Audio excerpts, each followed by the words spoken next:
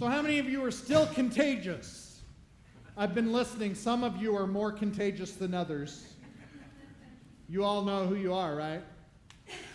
Well, within the world of faith, it's sometimes really easy to pick out the ones who are contagious. All you have to do is look around the room and see who people want to be near. It's really true. So some of you who are sitting by yourself, oh, I'm sorry, Jen. Now, Jen she would love to have people sit in the front row with her. So, what's that? Has to sit up here. It's on y'all. That's what she said. But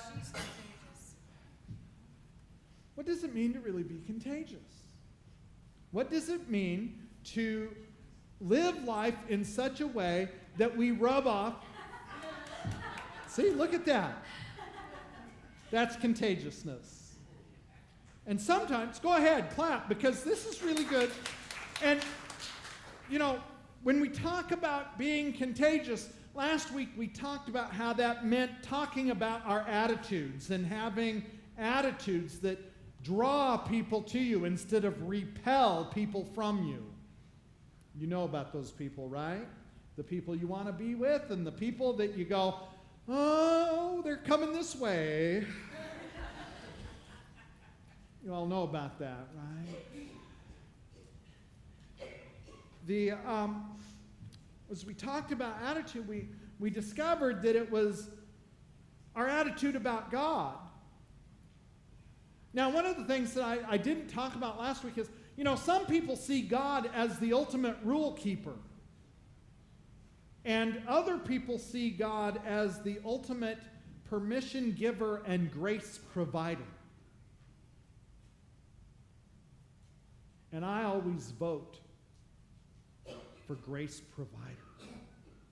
I always vote for following a God that makes me want to smile and laugh and be with him, instead of following a God that makes me want to go and hide in the desert somewhere. The idea last week that we really got right down to in the world of attitude had to do with how we see people in the world around us because of God's calling. And if you remember, let's see if you were really remembering, I have given you hints all week long. The attitude that God wants us to have is that all people matter. Okay. I'm just going to put it out there. I don't give hints in the newsletter for my benefit. There's always a test. Always. Now, this idea of all people mattering is a problem. Well, it's not a problem if you're never around any people. But the problem is the church, to begin with, is full of, and the world seems to have a lot of, and so our attitudes about how people matter. That's a whole mouthful. I didn't write it that way. It just came out that way. Happens sometimes. So if all people matter, which God tells us they do, so that means that it's probably true, we know the why for becoming contagious. We need to be contagious with God's love and God's grace and God's mercy because all people matter. But the good news is Scripture doesn't just tell us what to do. It also tells us how. Do you ever get told by your father or your mother to go do something and then just to expect you to know how to do it? It got me in trouble one day. Just one day, though. Well, okay, not just one day, but I looked at my dad one day and said, I don't know how to do that. He says, you've been my son for 18 years. I said, so? He didn't like that. But the fact of the matter, what he was asking me to do, I had no idea how to do it. Scripture almost always, in fact, I've never found a place where Scripture tells us what to do that it doesn't tell us how. And that's what today's gospel reading is about. So how do we become contagious? He gives us 2 illustrations, 2, not 3, not 5, just 2. And he says, and I quote, you, and you, and you, and you, and you, and you, and you, and you, and you, and you, and you, and you, and anybody you can look at in this room, you are the salt of the earth. Now that's the first thing he says. I love this because he doesn't say, go be the salt. He doesn't say, become salty. He says, you. And it's an imperative. He says, Stanley, you are the salt.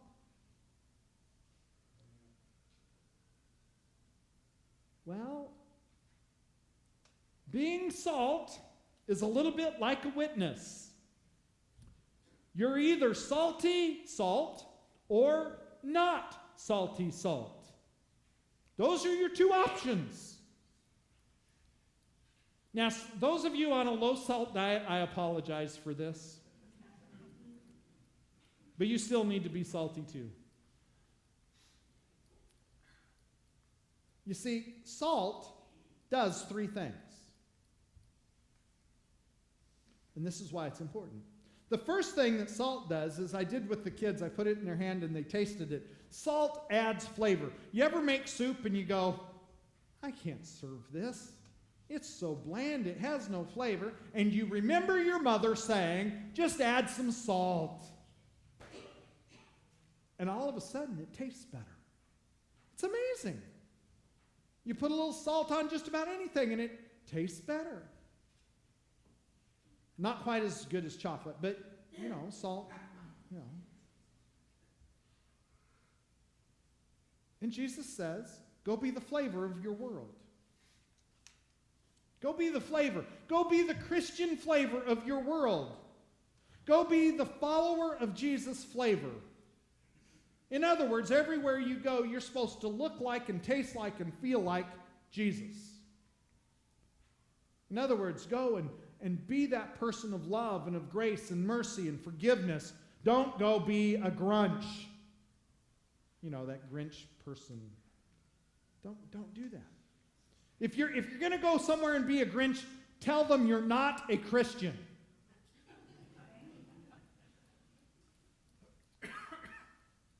I dare you.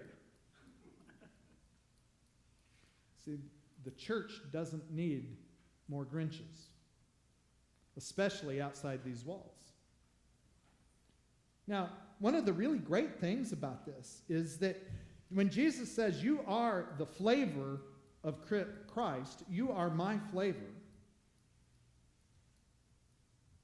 that means you're different than the other 23 flavors around the world.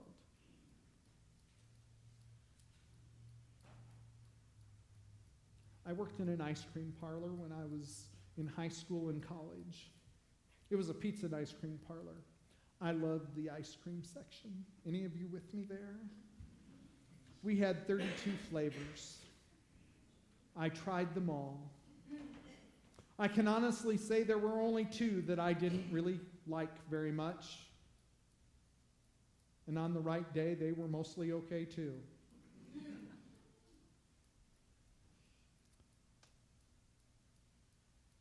People had their favorites. We sold more vanilla ice cream in that ice cream parlor than any other flavor by 4 to 1. Chocolate did okay. Then we had some that, I couldn't hardly give it away some weeks. We tried. Come try bubblegum ice cream. It was blue. Everybody under the age of 4 wanted bubblegum ice cream because it was blue. And they would take one lick and they'd go, yuck! And Mom would come, you said it wouldn't be very good. And I said, yeah. What do you want me to do about it? We're to be that flavor. What is that flavor? Well, we're people of grace and mercy and forgiveness. Then, salt did something else in Jesus' day. It acted as a preservative.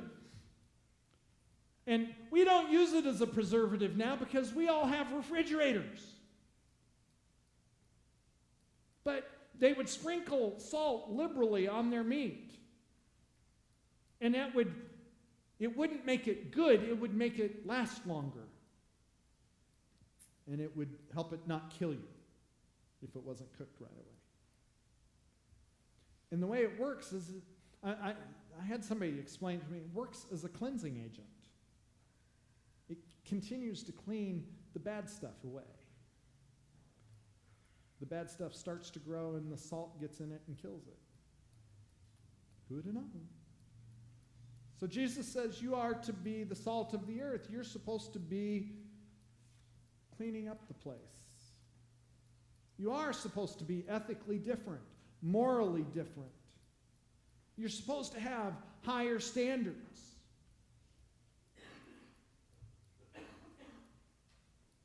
We get that. And we go, yeah, boy, I wish those Christians over there had better standards. And, of course, they're looking back at us going, I wish those people had better standards. But Jesus says,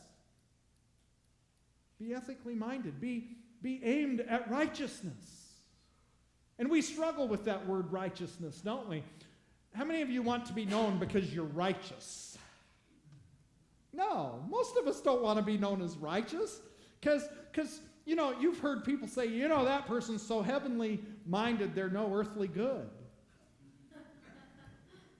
That's not what this is about. This is about being right with God. This is about being in line with what God wants for our lives. It's about why, and it's one of the reasons we know that people matter. We've created a word, isms. You know all the isms, right? Racism, sexism, workisms, you name it. You can put the word ism on it, and we all know that it's bad and wrong. Who'd have known? People matter. We have to live like people matter. But the favorite thing that I've discovered about salt, this is kind of important for us. And I used an illustration in the first service, and since it's almost lunchtime, I figure I can do it again. They weren't very appreciative of this illustration in the first service because it just made them hungry. But I want you to imagine that we're all going to go from here to lunch together. Now, you can imagine one of two places. You can choose where we're all going to go. We're either all going to go to the Golden Corral buffet or any of your favorite Chinese food buffets. Doesn't matter. You can pick. We're all going together in your mind. I love it. You're going to pay $13 to go through the line at Golden Corral. A little less if you're old. It's true. And Golden Corral, I guarantee you, has figured out how to make money on a buffet. Do you know how I know? They keep building them. So we go, and honestly, most of us skip the salad bar. It's true. We go straight for the roast beef, the fish, the lobster, whatever it is they're selling, and we partake.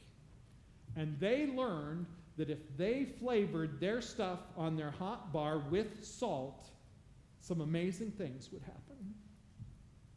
People enjoy it, and they don't eat as much because salt makes us thirsty. And when we're thirsty, we learn to drink. And when we drink, It fills us up. And when we're filled up, we don't eat as bingo. So your $13 buffet price cost Golden Corral $1.50 because they made you thirsty. Jesus says you are the salt of the earth. Your job is to help make people thirsty for Jesus. And how do you do that? Well, you live like Jesus is important to you. You live worshiping the Lord, and you live talking about Jesus. It gets a little bit problematic, though, because when we talk about evangelism, when we talk about talking about Jesus, most of us in the room have one of two preconceived notions. The first one is, I'm not like Billy Graham or Pastor David or anybody else that likes to talk in a public room.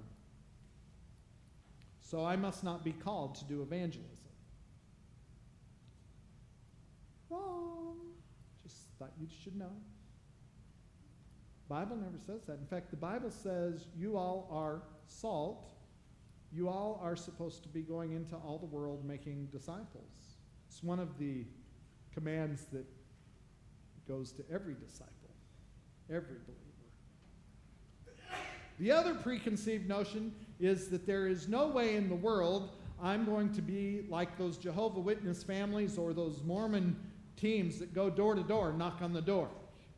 Some of you should be nodding. Not doing it. I'm not going to knock on those doors. I'm not going to try to invite. I get asked all the time, why do people do that? Why do they do that? I say it's very simple. It's a matter of mathematics. It works. Just thought I would tell you that. They wouldn't keep doing it if it didn't work. But that's not what I'm here to tell you about today. What I'm here to tell you about is our job is to help make people thirsty for Jesus, and that means we need to be living like Jesus matters in our life. And how do we do that? Well, Jesus says, well, if you're not getting it yet, let me give you another illustration. He says, you are the light of the world. And you all know about light, right? When you turn, my favorite illustration is it's dark. I'm in the bedroom, and I get thirsty or I have to go to the bathroom. So you get out of bed, and because I have a spouse, you try to do it quietly. And just as you get ready to go through the door, your foot seems to find the edge of the door, and you stub your toe. Any of you ever have that experience? And you say, gee, that felt good. No. Bad words come flashing across your mind in the middle of the night like a thunder and lightning storm. And you've already woken up your spouse. Because when you yell a bad word in the middle of the night, they wake up every time. The fact of the matter is, they woke up when you got out of bed. But they didn't say anything because they were being nice. You should have turned the light on. Because light dispels the darkness. Light lets us see in places that you can't see in the dark. Now, we all know that, right? You all know that in your heads, right? But how often do we continue to walk around in the dark? Till we stub our toe. Both physically and theologically, that is true. So turn the light on. But not only does light dispel the darkness, it shows us the way. You ever see a lighthouse that was working? They're working for a reason. They don't want the great big ships coming in to run aground. Because it's a problem when a ship runs aground. Ask Exxon.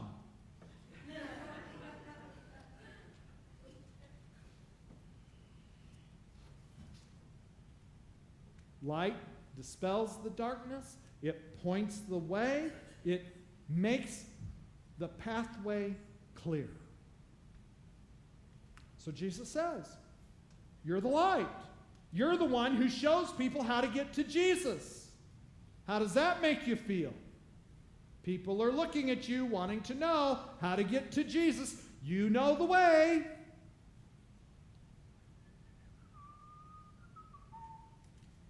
Some people's map, you know. Any of you recognize that map? Yeah. Most of us have that kind of map. You know, some people, straight. Most of us, it's kind of a wandering through the wilderness kind of thing. But you're still going. And you still have your eye on the light. And the light is still shining. And people are following you because you're pointed at the light. So how do we do that? Well, there are a lot of ways to do that. First of all, love people. Sure. Everybody repeat after me. Love people. Love people. Okay. So, you all know how to do that, right? Be nice to them. Help them when they're hurting. Hug them when they're lonely. Listen to them when they're crying. Invite them to come to worship when you know they're ready to meet Jesus, or when they're ready to meet other believers in Jesus.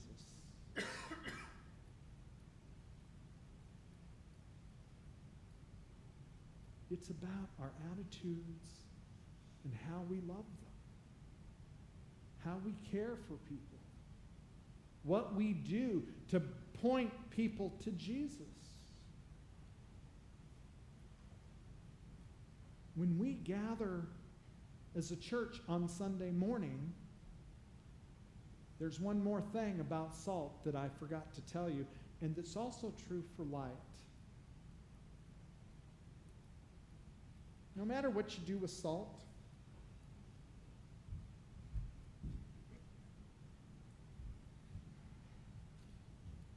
as long as it stays in the salt shaker, I can carry this salt shaker with me all day long, can't I? And it's not going to do anybody any good as long as it's still in the salt shaker.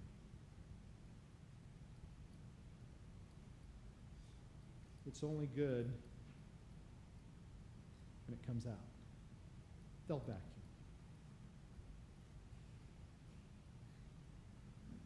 So the salt, we're called to be. We need to shake it up a bit.